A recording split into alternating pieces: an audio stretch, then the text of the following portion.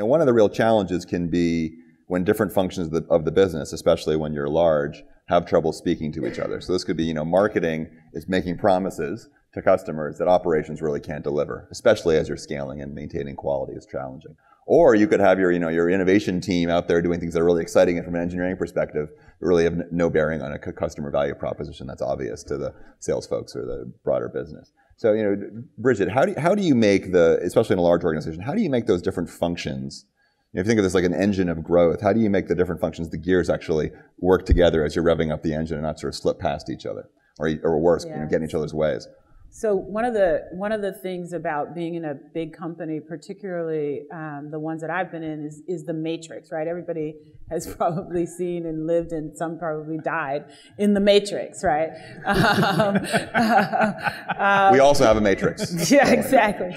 And so how do you make the matrix work? And my personal belief is that matrices only work if accountability is established.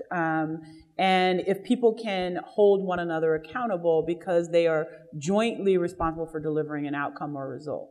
And so that is actually how we did it. When you take, the best example I'll give you is when we decided, for example, that we were going to improve our, at Merck, we were working across silos because Merck had always had a manufacturing division and a research division and a sales and marketing division. And in consumer products, we all sort of work together.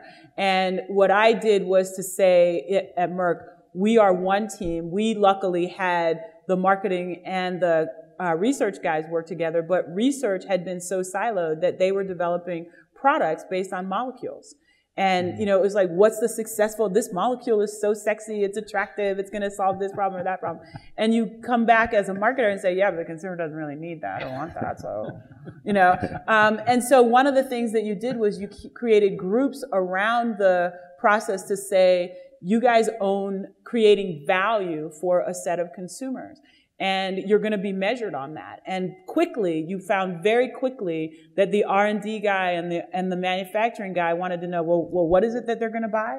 And how are we going to get, lined up around that and aligned around what they were going to buy? We actually ended up, when I first came in, there was a pipeline of product in the R&D group that actually, literally 60% of that product pipeline went away during our first year of doing this group accountability.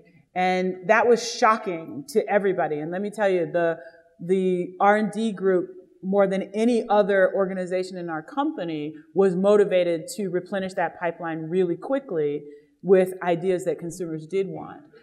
So making them jointly accountable for a set of consumers and how they're going to create value for that group is the way that I've approached it.